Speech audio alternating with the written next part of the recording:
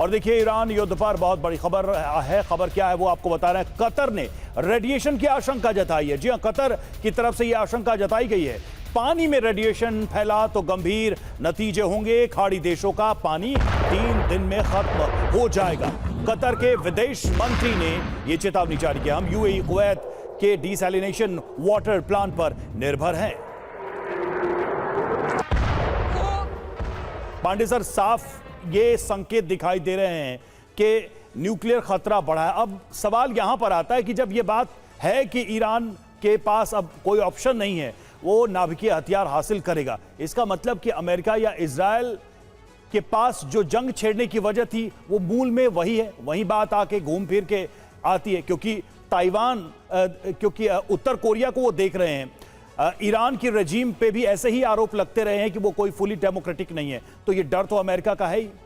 देखिए, ये थोड़ा सा परिस्थितियाँ डिफरेंट है, एनवायरनमेंट डिफरेंट है। ईरान में जो कुछ होता रहा है वहाँ पर लोगों के बीच में जो धर्म के प्रति जो है समर्पण था, और इनकी जो एक लालसा थी ईरान की कि वो 79 के बाद जो उनके अंदर लालसा थी कि भाई अब हम इस्लामी करण के ऊपर हम जाके OIC जो था ऑर्गेनाइजेशन ऑफ इस्लामिक कंट्रीज, उसके खलीफा बने। ये खलीफा की दौड़ बहुत ज़बरदस्त चल रही है पाकिस्तान, तुर्की और ईरान के बीच में। तो उसका नतीजा ये हुआ कि न्यूक्लियर उनके पास होना जरूरी था। वो जानते थे कि भाई पाकिस्तान के पास न्यूक्लियर है तो पाकिस्तान जो हमेशा इसी जज्बे पर करता है, पाकिस्तान में कोई दम नहीं, लेकिन केवल न्यूक्लियर वेपन होने की वजह से वो। लेकिन सर, पाकिस्तान की सरकार तो अमेरिका की मुट्ठी में है, ईरान की नहीं है। नहीं, बिल्कुल मैं उसी पा रहा हूं। तो जो इस्फहान पर अटैक किया गया, बेसिकली उसके 2 बहुत महत्वपूर्ण कारण थे कि 2 इनपुट मिले थे, इंटेलिजेंस इनपुट मिले थे अमेरिका को और इजराइल को, कि वहां पर जो एनरिच यूरेनियम था जो कई जगह रखा गया था उसको वहां पर लोकेट किया गया था, नंबर 1। नंबर 2, जो प्रोसेसिंग प्लांट था उनका, उसको जो है उन्होंने, जो पिछले वर्ष जो अटैक हुआ था जून में,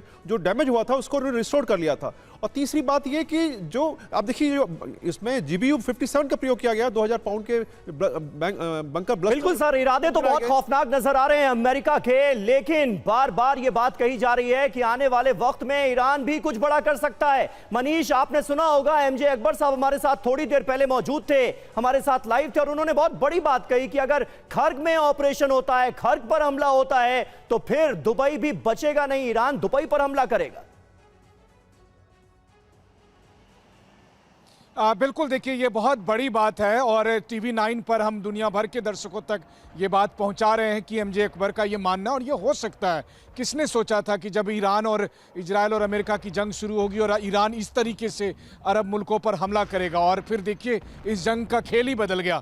फिर उसके बाद हॉर्मुज स्ट्रीट पर जब ईरान ने एक्शन लिया तो फिर पूरी दुनिया इससे प्रभावित हुई। तो हो सकता है कि अमेरिका अगर अपनी सेना ईरान की टेरिटरी पर आगे बढ़ाए, चाहे वो कर्ग आइलैंड पर हो या हॉर्मुज स्ट्रीट की तरफ हो, तो ईरान भी सरप्राइज दे, ईरान अपनी सेना दुबई में भेज दे, ईरान अपनी सेना आसपास के दूसरे देशों में भेजे। और एक बार अगर दुबई में ईरानी सेना ग्राउंड पर पहुंच गई तो सोचिए कितना कत्लेआम होगा, क्योंकि आज की तारीख में हम सब जानते हैं कि जो limited number of American troops हैं वो ईरान की तरफ इंगेज होगी, तो बहुत मुश्किल हो सकेगा। वैसे भी दुबई, अबू धाबी से लेकर रियाद तक और तमाम ऐसे। बिल्कुल मनीष, अगर ऐसा होता है तो शायद हम जंग के, इस युद्ध के सबसे खौफनाक हिस्से में पहुंच जाएगी दुनिया, और उसको शायद दुनिया देखेगी जो अब तक किसी ने सोचा नहीं था। शायद युद्ध का वो चेहरा भी देखने को, दुर्भाग्य मिले देखने का वो इस दुनिया को।